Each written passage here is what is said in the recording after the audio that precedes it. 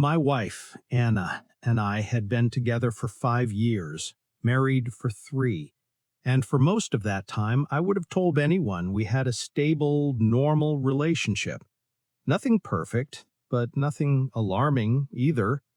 The first signs of trouble were subtle enough that I brushed them off. She started snapping at me over tiny things, stuff she used to laugh about. If I asked how her day went, she'd roll her eyes and say I was being clingy. She started spending more evenings working late, which wasn't totally out of the ordinary because her job can get hectic, but the frequency jumped out at me. She guarded her phone like it was radioactive. The woman used to leave it on the counter for days without even checking it, and suddenly she was taking it to the bathroom just to brush her teeth. I kept telling myself it was stress, that she'd talk to me when she was ready, that every couple hits rough patches, but deep down, something felt off, like a knot I couldn't untie, and I think a part of me already knew things were heading somewhere I really didn't want to go. The moment everything snapped into place was so mundane, it still feels unreal. One night, Anna said she had a team meeting and wouldn't be home until late. I didn't think much of it at first, but around 9 p.m., I realized she'd left her work laptop on the kitchen table. Anna never, literally never, left that thing behind when she claimed she was working late. I wasn't trying to snoop, but when I grabbed it to move it out of the way, a notification popped up on the lock screen. It was from some guy named M. Not a full name, not a coworker I recognized, just an initial. The preview showed enough. Can't stop thinking about last night.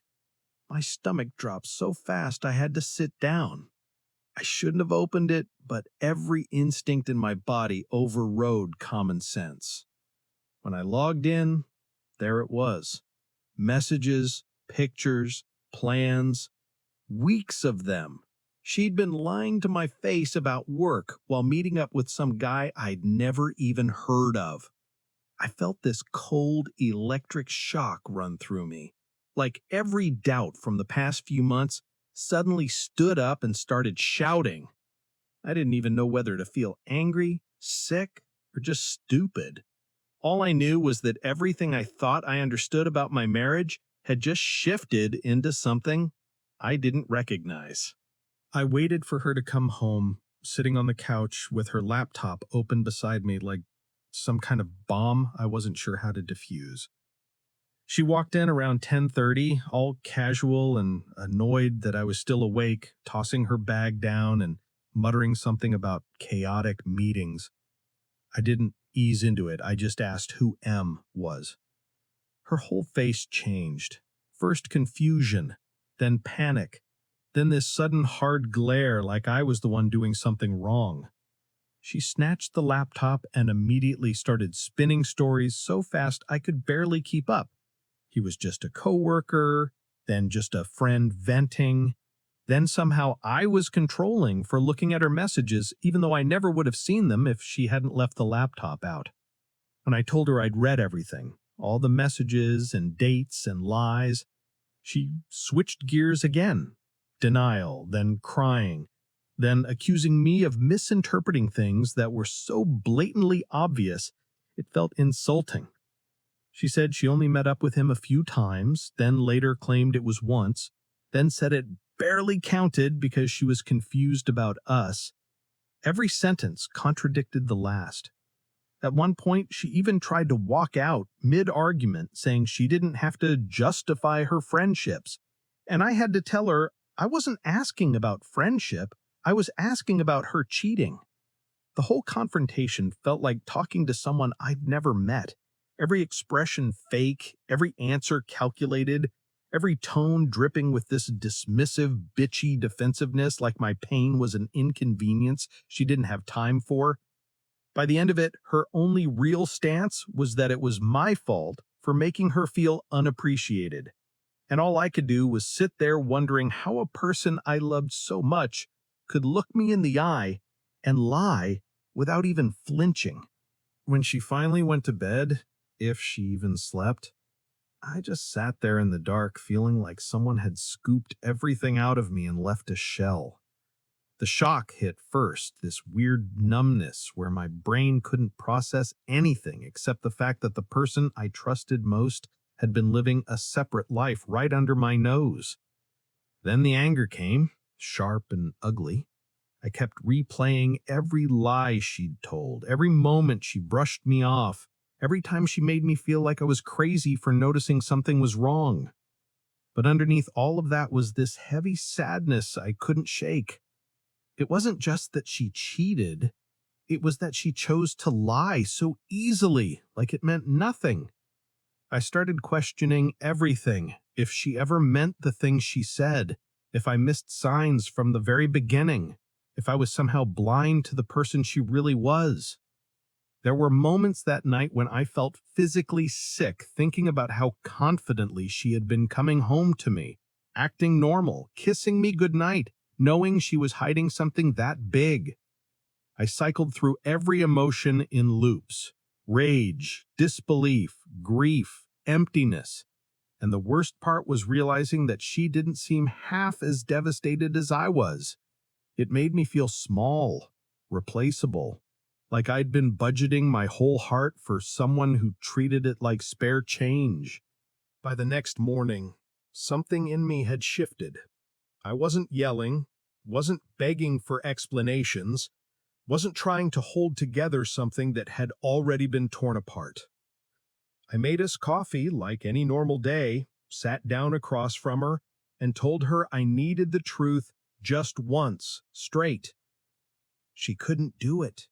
Even with everything exposed, she kept changing her story, minimizing what happened, acting annoyed that we were still on this. The dismissiveness hit harder than the cheating itself. That was the moment I realized there was nothing left to save. You can't rebuild with someone who won't even admit to breaking anything. I told her I wanted space and that I'd be staying with my brother for a while. She rolled her eyes and said I was being dramatic, then tried to act offended that I was running away instead of working through problems like an adult. But there was nothing to work through. She wasn't meeting me halfway, not even an inch. I packed a bag and left. No theatrics, no big speeches, just a quiet decision that felt heavier than any argument we'd had. At my brother's place, I finally felt the first hint of solid ground beneath me.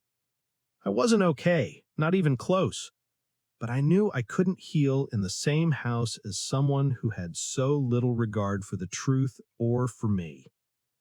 I started looking at apartments, talking to a lawyer, and taking back little pieces of control that I didn't even realize I'd lost. The resolution wasn't dramatic or satisfying. It was just a quiet, steady understanding. She'd made her choice, and now I had to make mine. Sitting with everything now, a little removed from the chaos, I've realized the hardest part wasn't the cheating itself. It was the way she treated me after I found out, like my hurt was an inconvenience, and her lies were just things I was supposed to swallow without question. What I learned is that betrayal doesn't start with the physical act. It starts with the first lie, the first moment someone decides your trust is optional. Walking away was painful, but staying would have been worse. I've accepted that I can't control someone else's choices, only my response to them. If anyone reading this is in a similar spot, trust your instincts. You feel something is wrong for a reason. Don't let someone convince you that your concern is clinginess or that your confusion is overreacting. And most importantly, don't tie your self-worth to whether another person chooses to value you. Leaving wasn't the ending I wanted, but it was the one that protected what was left of me. And that's something I won't regret.